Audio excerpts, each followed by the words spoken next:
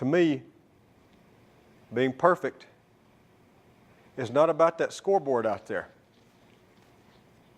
It's not about winning. It's about you and your relationship to yourself and your family and your friends. Being perfect is about being able to look your friends in the eye and know that you didn't let them down because you told them the truth. And that truth is that you did everything that you could. There wasn't one more thing that you could have done. Can you live in that moment as best you can with clear eyes and love in your heart? With joy in your heart. If you can do that, gentlemen,